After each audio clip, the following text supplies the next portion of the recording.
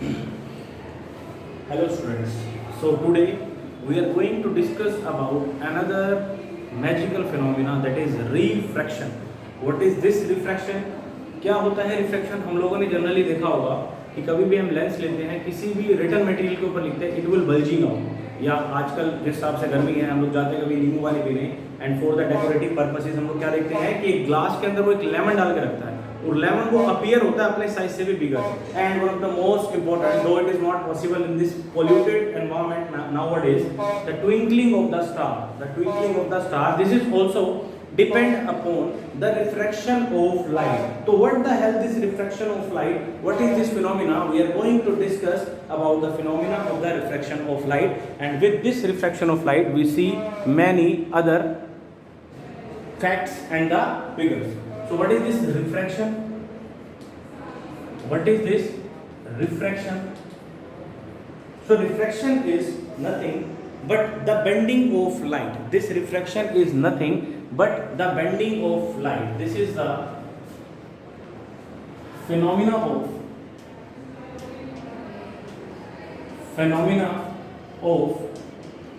bending of light ray while going from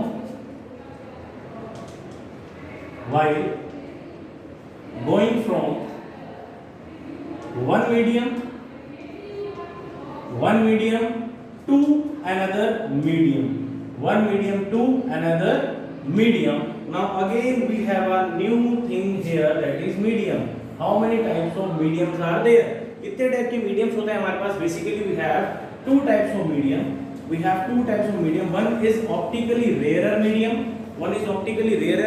and another one is optically denser medium. I think we already discussed in the previous videos that the rarer medium is the one which have more speed of light, means जहाँ पर speed of light ज़्यादा हो, और denser medium क्या होती है जहाँ पर speed of light कम हो. Okay, so air is the rare medium. एक निमोनिक भी बन गया, air is a rare medium, and water and glass are denser medium. So we are initiating with our concept, that is a refraction of light. So it is a phenomenon of bending of light ray while going from one medium to another medium. एक medium से दूसरे medium में जाते हैं और ये light रे bend हो जाती है, इसको बोलते हैं हम लोग क्या? Refraction of light. फिर एक कॉन्सेप्ट हमारे पास आता है कि what is the main cause of this refraction, why this refraction takes place. What is the main cause of the refraction to be take place? तो इसका मेन कॉज क्या होता है? Change in the velocity of light,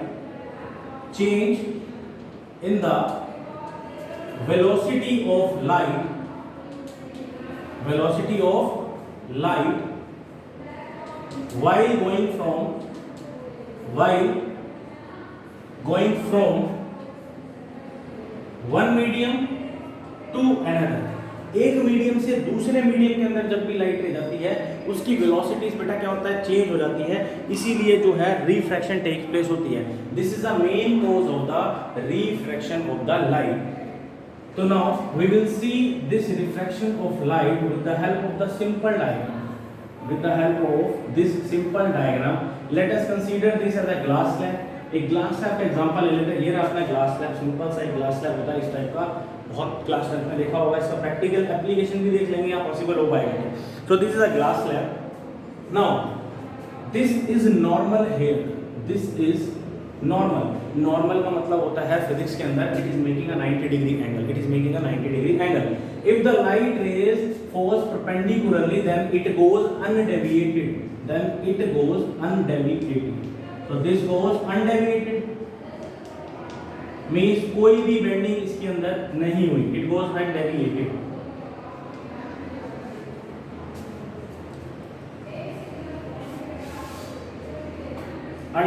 Here. So again one question is arising, what is the main condition for the refraction of light? So the main condition or the foremost condition is that light ray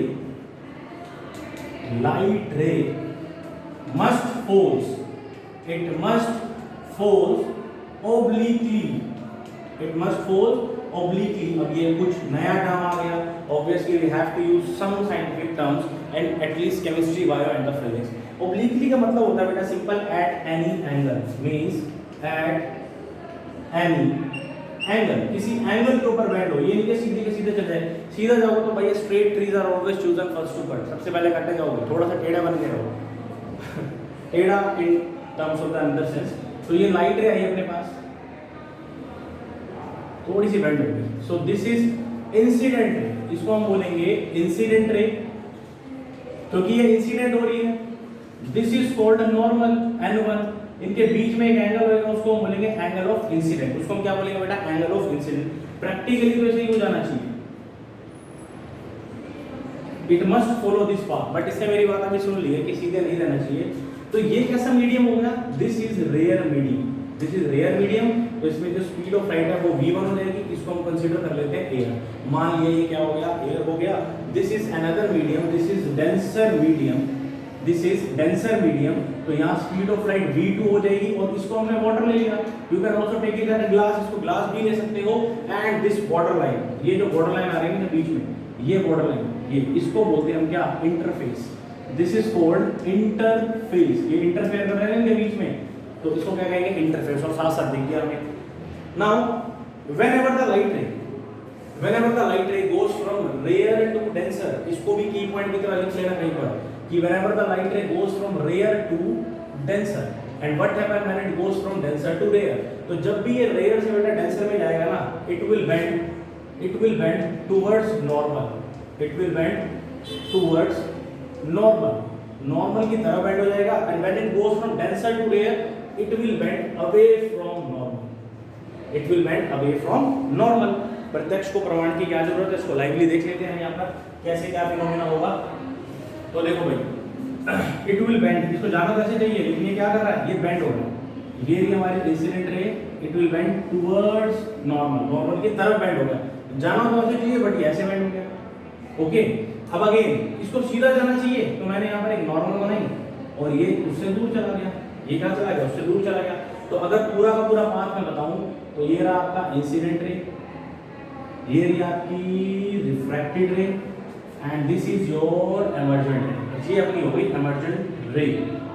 this is another normal called N2, ये दूसरा normal है N2। अब ये जो है ना, this is called incident ray, ये भाई इंसिडेंट रे ही चलती आ रही है हमारी, this one is incident ray and this one is called emergent ray, इसको हम क्या बोलते हैं, emergent ray बोलते हैं। तो आपने देखा कि कैसे ये लाइट है बेंड हो गई, this bending, this phenomena is known as refraction of light, इसी फिनोमेना को बेटा हम लोग बोलते हैं रिफ्रैक्शन ऑफ लाइट। क्यों हुई, क्योंकि ऊपर स्पीड ऑफ लाइट अलग थी और नीचे स्पीड ऑफ लाइट अलग थी, तो फिनोमेना आ गया अपने अंदर, ये वाला चेंजिंग आ गई है। And one more thing here, यहीं पर क्लियर कर लेते हैं कि इसके बीच का जो परपेंडिकुलर डिस्टेंस होता है ना, the perpendicular distance between the emergent ray and the incident ray, emergent ray और इंसिडेंट रे के बीच के अंदर ये जो परपेंडिकुलर डिस्टेंस होता है, this is called lateral displacement, इसको बोलते हैं हम लेटरल डिस्प्लेसमेंट। ओके, एंड ये हमने क्या लिया था बेटा, this is basically our glass slab, ये क्या था हमारा, ग्लास स्लैब था। तो एक क्वेश्चन हमारे पूछते हैं कि ग्लास स्लैब से जब रिफ्रैक्शन होगी, means whenever the refraction is going to take place through the glass slab, कौन कौन से फैक्टर उसको इफेक्ट करते हैं। तो फैक्टर में आता है सबसे पहले nature of material, nature of material, just like human beings, उनके नेचर से हम इफेक्ट होते हैं ना, उसी तरह किस मटेरियल से बना उससे भी इफेक्ट होते हैं, nature of material. Then the thickness of the glass slab, this is the T, this is the thickness of glass slab, thickness of glass slab, then angle of incidence and angle of refraction, angle of incidence and angle of refraction. So these all are the factors which are affecting the refraction. So this is the short and crisp phenomena of the refraction. We will going to see the laws of refraction in the next phenomena. If you can say, then I can cover this laws in this video also. If you say, अगर कहते हो तो इसको यहीं cover up कर लेते, चलो आज ही कवर अप कर लेते हैं, थोड़ी सी वीडियो लंबी हो जाएगी कोई बात नहीं, बट एक फिनोमेना क्लियर हो जाएगा बच्चों का। फिर इस टाइप से थोड़ी थोड़ी वीडियो बनाते रहेंगे, जहाँ पर सबसे ज़्यादा रिव्यू है फिर उस वीडियो को आगे कैरी ऑन करेंगे। क्लास 12 के अंदर भी एक डिट्टो फॉर्मूला देखने को मिल जाएगा, डिट्टो फिनोमेना मिलेगा, जाएगा, इसको बोलते हैं हम रे ऑप्टिक्स, क्योंकि हम रे का पार्ट कर रहे हैं ना, ये रे ऑप्टिक्स है। मैंने इससे पहले वाली वीडियो में आपको बताया था लाइट के बारे में कि लाइट का ड्यूअल नेचर होता है, ठीक है, हमारे अंदर भी ड्यूअल नेचर होता है, हमारे अंदर भी दोनों चीज़ें होती हैं, मैस्कुलिन एंड फेमिनिन, वो पता चलेगा बाद में चीज़ें क्या होती हैं in the terms of the energy, वो साइकोलॉजिकल लेक्चर में ले लेंगे, ऐसी कोई दिक्कत वाली बात नहीं है। Now another important concept that is the laws of reflection, बहुत इंपॉर्टेंट है, न्यूमेरिकल जरूर रहेगा, laws of refraction, because physics is totally depend upon the laws. Nicholas Tesla once said, Nicholas Tesla ने कहा था कि जिसको तुम भगवान कहते हो उसको लॉ ऑफ फिजिक्स कहते हो, और सच ही बात है, ये बात की सच है, धीरे धीरे प्रूव करेंगे इसको कैसे। तो सबसे पहले ना स्नेल नाम का एक साइंटिस्ट आएगा, सबसे पहले we have Snell scientist, okay. तो पहला जो लॉ है ना इसका, उसको बोलते हैं Snell's law. The first law is known as Snell's law, quite important and very interesting और बहुत मजेदार है। तो सबसे पहले अपने पास क्या आता है बेटा, स्नेल्स लॉ आता है। अब स्नेल्स लॉ भाई साहब हमें क्या कहते हैं, उन्होंने सिंपल सी एक बात कही थी, बहुत सिंपल सी एक बात कही थी, येलो चौक खत्म हो गया इसलिए यहीं पे बना देते हैं। तो उन्होंने बोला था कि वाटर का एग्जांपल ले लेते हैं, बहुत गिलास बना लिया हमने, simply we took water here, okay. ये वाटर को डिपिक्ट करता है, मान के चलते हैं यार ये वाटर है, अगर ये वाटर हुआ तो ये हो गया मीडियम नंबर 2, ये हो गया denser medium, and the cherry on the cake is that जो स्पीड ऑफ लाइट होगी वो होगी v2, and this is the medium number 2, सीधी सी बात है, ओके। This is medium number 1, this is rare medium, so in this the speed of light is v1 and this is medium number 1, okay. Now the light ray goes from rare to denser, पहले ही बताई थी जब भी rare से denser में जाएगा it will bend towards normal, तो normal को बनाने के लिए नॉर्मल भी तो बनाना पड़ेगा, तो नॉर्मल को इससे दिखा देते हैं ब्लू से, ये नॉर्मल है भैया, सीधी है, न्यूट्रल है, चली गई, ये अपनी इंसिडेंट रे है, this is our incident ray. Now जाना तो इसको सीधे चाहिए बट इट विल बेंड, ये क्या करेगी, बेंड करेगी, और इसने हमको रिफ्रैक्शन फिनोमेना दी है, दिस इज अ रिफ्रैक्टेड रे, this is angle of incident and this is angle of reflection, और यहीं से डेवलप हुआ आपका स्नेल्स लॉ। तो स्नेल्स ने क्या कहा, स्नेल्स ने बोला कि sine of angle of incidence to the sine of angle of reflection is equal to constant, is equal to constant. फिर कुछ बच्चे आए कि सर कांस्टेंट तो सारे ही होते हैं, हम कंफ्यूज हो गए, इसका नाम बता दो कुछ अलग से। हमने कहा ठीक है भाई, सबकी शक्ल यहाँ पर क्लियर दिखती है, सबके फेसेस दिखते हैं, तो इसको नाम देते हैं म्यू, इसको नाम देते हैं mu. This mu is known as refractive index. This mu is known as refractive index. So basically we are discussing about the laws of the refraction, in which we are discussing the first law, that is the Snell's law. Snell's law ने क्या बात की थी कि sin of angle of incident to the sin of angle of refraction is equal to constant, constant के बराबर होगा, जिसको हम क्या बोलते हैं, म्यू बोलते हैं। म्यू क्या होता है, रिफ्रैक्टिव इंडेक्स होता है। If this is the constant then one marker question है, क्लियर हो सकता है, इसकी यूनिट होगी, no it do not have any unit, no unit here, no unit है। बट बीइंग इंडियंस हमें एक सिंगल चीज में तो मजा नहीं आता, इसकी भी ड्यूअलिटी का देखते हैं क्या, इसको हम और कैसे लिख सकते हैं। तो mu can also be defined as speed of light, speed of light in one medium to the speed of light, to the speed of light in second medium, speed of light in one medium to the speed of light in second medium. इसी के साथ हम एक concept और clear कर लेते हैं। अगर जो स्पीड ऑफ लाइट हमारा जो फर्स्ट मीडियम है, if this first medium is air और vacuum, if this first medium is air और vacuum, then it is known as absolute refractive index, then it is known as absolute refractive index, उसको हम बोलेंगे absolute refractive index। और इसको हम किस तरीके से लिख सकते हैं, ये था हमारा एयर और ये था हमारा वाटर, तो एयर से वाटर के अंदर लेंगे ना लाइट रे, हम इसको लिख सकते हैं 1 म्यू 2, फर्स्ट मीडियम से सेकंड मीडियम के अंदर लाइट रे गई, और we can also write it as a mu w, means from air to water, and we already discussed that whenever the first medium is air or the vacuum, it is known as absolute refractive index, or simply we can write it as mu w। तो ये तीन में से किसी भी तरीके से आप इसको मेंशन कर सकते हो, बट इसको प्रोनाउंस कैसे करेंगे, इसको हम इस टाइप से प्रोनाउंस करेंगे, सपोज ए म्यू जी हुआ मेरा या ए म्यू डब्ल्यू हुआ, मीन्स फर्स्ट मीडियम हमारा एयर हुआ, सेकंड मीडियम ग्लास या वाटर कुछ भी हो गया, तो हम उसको इस तरीके से लिख सकते हैं कि refractive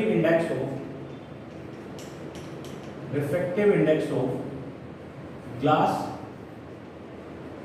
with respect to air, glass with respect to air. So this is the most important law of the refraction. Second वाला तो easy है, बिल्कुल refraction की कॉपी है कि incident ray, refracted ray and the normal all lie in the same plane. So thank you for the today's lecture.